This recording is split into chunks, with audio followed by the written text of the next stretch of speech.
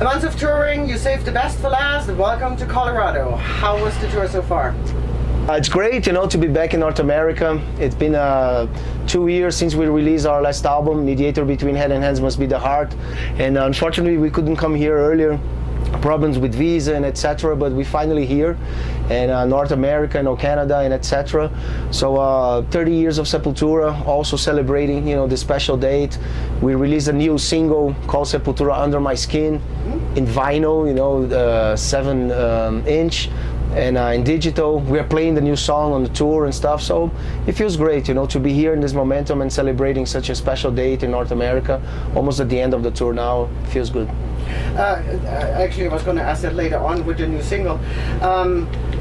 Whose idea was it to feature the tattoos of your fans, and did you have enough entries or more than enough entries where you really had to pick and choose which tattoos to feature on the video? Well, I had the idea to do a song especially for our fans, especially the people who have the Sepultura tattoo, like myself. And because lately, on the shows everywhere in the world, you see more and more people with Sepultura tattoos. Tattoo nowadays is very popular all over the world. That taboo of like criminal and drug, it's away, it's off. And now we can see the art really flowing, and it's great to see that Sepultura have a symbol that is on the skin for so many people, So I had the idea to write the song, and we wrote really quick before we started the tour in Russia, at the beginning of the year. And we recorded in Brazil, did everything in Brazil. And the Sepul Army people, which are fans all around the world, that they communicate with each other, and they do this internet. Yeah, the Sepul Army. They do this internet kind of. Like in the old days, you have the street teams, like on the record label and stuff, that people went everywhere and stuff. Now we have this virtual street team with the Sepul Army, And Javier, it's from Spain. He was the one who really organized all this collecting tattoos, Through our official website, we start this campaign, send your tattoo, the picture, we're doing this, we're doing that. It's going to be a part of the artwork of the album. And Javier was the one who did everything, and looks great. I mean, we're very happy with the final result.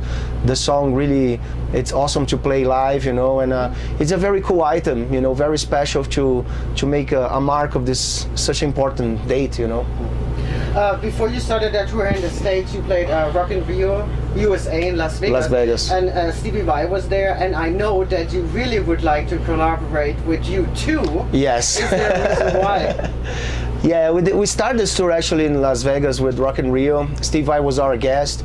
We had this privilege, to know so many different people around the business, because 30 years of a career, playing a lot of different festivals, especially festivals, backstage, you have the chance to talk to different musicians, and during the conversation, many idea really flows, and rise up, and so we did so many different things with everybody, from Steve Vai to Le Tambor de Bronx, and people in Brazil, Jason Newsted, Mike Patton, great collaborations, and of course, I mean, U2, it's a band that we admire so much, it would be great to put Sepultura and U2 together to do something, who knows, we already record Bullet the Blue Sky, one of their songs, which we play a lot live, and it'd be great. It would be another challenge for us, and every collaboration we did came out something really cool, something special, something that people, remind.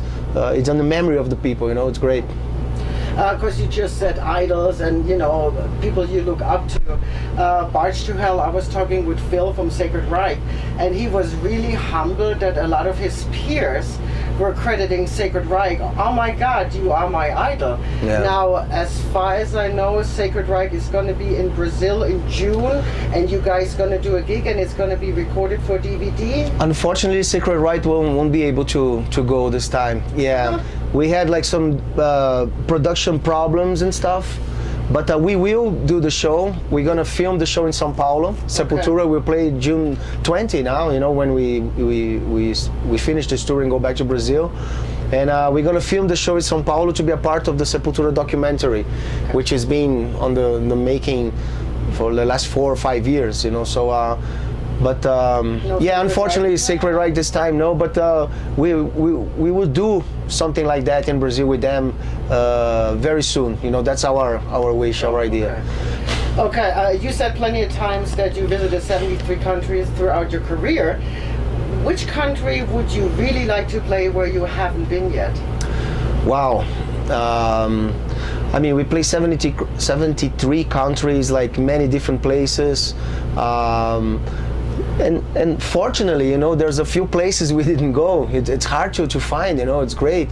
I mean, we've been to Israel to do the video clip. Dubai, yes, we played Dubai once. We love to go to Israel to play a gig. Lebanon, I played with Hail once, but never with Sepultura. I know there's places in Africa, like Angola, a Portuguese-speaking country that we never been before, Mozambique,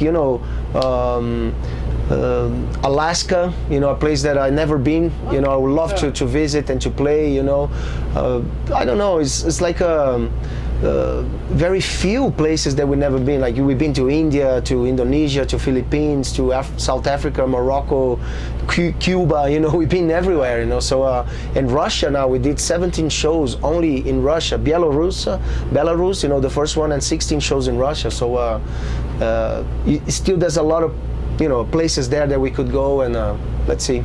Now with Cuba, that must have been with Max? No, it was with Eric. Oh, yeah. I thought Americans cannot go. No, they can. There's no straight flight only, but you can go for different routes and stuff. And it was in 2008, and it was amazing. Fantastic. As you said earlier, it's almost been 2 years since the last album. Did you already jot down ideas, or do you normally write at home in the studio, or what's the plan? Nowadays we write all the time, everywhere. At least I do. I mean, with a smartphone, whatever, recording device, there's better quality, smaller. You can handle anything, so you can record anything. Like melody or lyrics, ideas, and acoustic guitar or any instrument.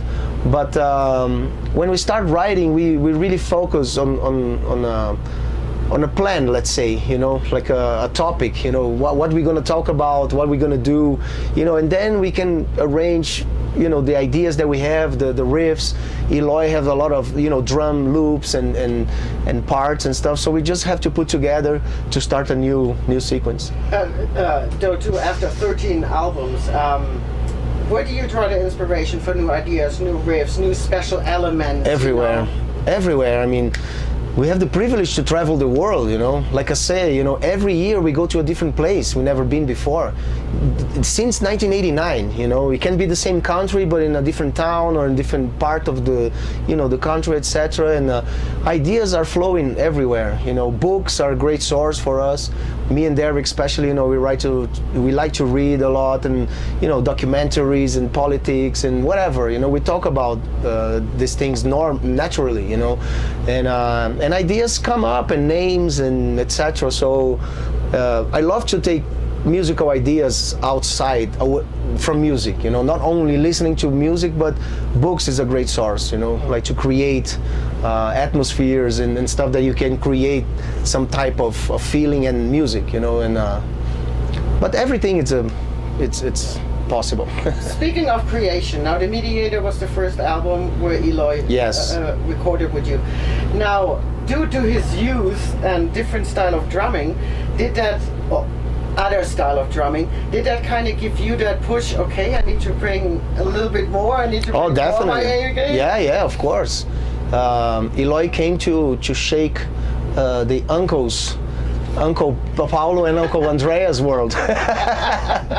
It's great, we feel great to play with such an energetic drummer, such an amazing musician. He's 24 years old, and he plays he has the best of Igor and Gian together, very technical, very powerful, like an animal really, but very concentrated, very, he studied a lot, and he started playing very young, and of course, that gave many different new possibilities for guitar riffing and bass and etc. Vocal parts, and it's great. It's very exciting. To have somebody like that with such a such a high level of energy and possibilities, you know. So yeah, we're very excited. The tour has been great, you know, all over the world. 2 years touring for Mediator, celebrating 30 years, playing the biggest festivals in the world with a great label, you know, DVD and great collaborations and stuff. I mean, it's a great momentum for us, and I think we're gonna be ready pretty soon to start working on a new material for 2016, you know, and excited. Now, I actually watched that video the other day, that interview you guys gave with the Brazilian TV station. And it said that once Derek was in the band, it kind of didn't go all that way, and then Junior took him out to the beach, got him drunk, exactly, or whatever. Yeah. So, why do you think there was a defining moment, or this is when Derek said, "Bah, you know, they put I think it's on the same way too," everything's or? kind of like psychological, you know. Of course, Derek came down to Brazil. He didn't knew anything, you know. He knew Sepultura. He knew a bit of a Rise and stuff, but he came down to Brazil like a completely open adventure, you know. And in the first week, of course, I mean, we were living also like a very difficult time, you know, really to restructure, you know, everything, and in the middle of writing against in Brazil, and you know, it's very, very tight, very kind of confusing times, you know. So the first week was kind of, you know, tight, you know, trying too hard, you know. And then, you know, we let go for a weekend, and Paulo took Derek to the beach. They had a great time, you know, and stuff, and Brazil is great, and we came with a different level of energy, you know, more relaxed, you know. I think Derek felt a little more, yeah, exactly. The fan club was there, you know, really to kind of support as well, you know, really give that push of positive, you know, vibrations and stuff, and from then on, you know, we wrote a song right there, pretty much, you know. It was great.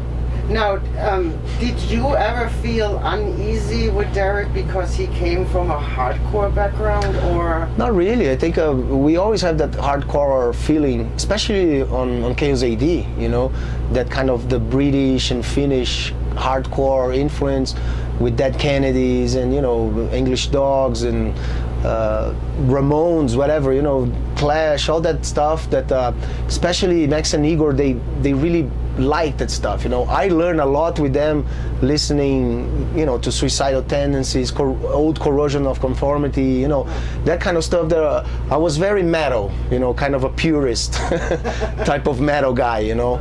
But slowly I start to see, you know, you see Metallica GBH shirts and stuff, you know, Misfits and Motorhead, of course, have that crossover sound. Always, you know, punk and metal always had that kind of communication, you know. So yeah, with Derek was a little stronger influence, you know, from that background, you know, especially Cro-Mags and Bad Brains, you know. It was great. Since I'm gonna be not gonna be one of those that's gonna ask the obvious question, I'm gonna leave the last words to you. Okay. Well, it's great to talk to you always. You know, thanks for the support always. And it's great to be here celebrating 30 years, in a very special tour, in a very special momentum. Always thank you for everybody, lovers and haters of Sepultura. We love you all. You all, very important part of our history. That's why we're here, you know. And let's celebrate, you know, celebrate with music and trying to make this a better world with positive, you know, ideas and stuff. And let's keep going. Thank you.